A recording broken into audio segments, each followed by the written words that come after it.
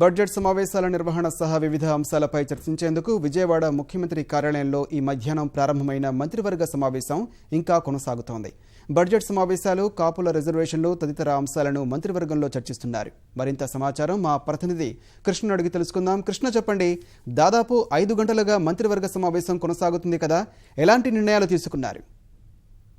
జిల్లాని ఇంకా మంత్రివర్గ సమావేశం అయితే కొనసాగుతూనే ఉంది. అయితే ఇప్పుడు వరకు మనకి తెలిసిన విశ్వసనీయ సమాచారం ప్రకారం కొన్ని నిర్ణయాలు అయితే మంత్రివర్గం తీసుకున్నట్లుగా తెలుస్తుంది. ఇందులో అయితే ఇప్పటి వరకు ఏదైతే మనం ముందుగా అనుకున్నామో బడ్జెట్ అసెంబ్లీ సమావేశాల నిర్వహణ గురించి కీలక చర్చ ఉంటుందని, అది ఇంతవరకు అయితే చర్చకు రాలేదనే తెలుస్తోంది. ఇక కీలక అంశాలకు సంబంధించి, ఇసుక విధానానికి సంబంధించి సుదీర్ఘంగా మంత్రివర్గంలో చర్చ జరిగినట్లు తెలుస్తుంది. ఏదైతే రాష్ట్రంలో క్యూబిక్ మీటర్ ఇసుక ధర 500 రూపాయలకు మించి వేలం జరిగిందో వాటన్నిటిని రద్దు చేయాలని చెప్పి మంత్రివర్గం నిర్ణయం తీసుకున్నట్లుగా తెలుస్తుంది. ఎట్టి పరిస్థితుల్లోనూ క్యూబిక్ మీటర్ ఇసుక ధర 500 రూపాయలకు మించి ఉండరాదని చెప్పి ముఖ్యమంత్రి మంత్రులందరికీ స్పష్టమైన ఆదేశాలు జారీ చేసినట్లుగా తెలిసింది. అలాగే ఏదైతే తాత్కాలిక సచివాలయం అమరావతి ప్రాంతంలో వెలగపూడి అలాగే మల్కాపురం గ్రామాల మధ్య ఏదైతే తాత్కాలిక సచివాలయం నిర్మించాలని చెప్పి ప్రభుత్వం నిర్ణయించిందో దీనికి సంబంధించి కూడా రాష్ట్ర మంత్రివర్గంలో కీలక నిర్ణయం తీసుకున్నారు. ఏదైతే 2 సంస్థలు, ఎల్ఎన్టీ సంస్థ అలాగే షార్కుజీ పల్లంజీ సంస్థలు ఏదైతే టెండర్లు దాఖలు చేసాయో వాటికి బాధ్యతలు అప్పగించాలని చెప్పి కూడా మంత్రివర్గంలో కీలక నిర్ణయాలు తీసుకున్నారు. అయితే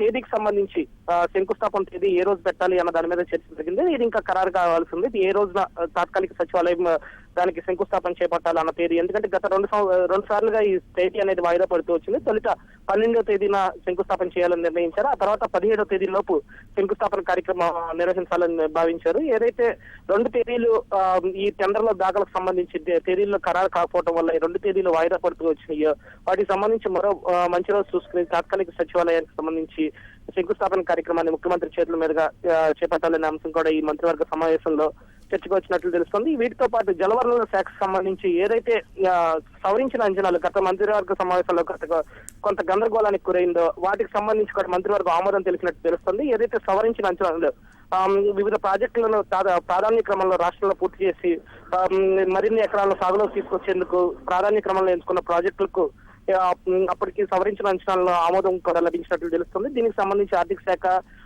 అలాగే జలవనరుల శాఖ మధ్య ఇది 2 శాఖల మధ్య అధికారుల మధ్య ఉన్న సమన్వయ లోపానికి కూడా ఒక పరిష్కారం ఈ మంత్రివర్గ సమావేశం ద్వారా లభించినట్లుగా తెలుస్తోంది. వీటితో పాటు మంత్రివర్గ సమావేశంలో ఏదైతే నగరాల అభివృద్ధి కోసం ఓ ప్రత్యేక కంపెనీని కూడా ఏర్పాటు చేసే అంశం మీద కీలకంగా చర్చ జరిగినట్లుగా తెలుస్తుంది.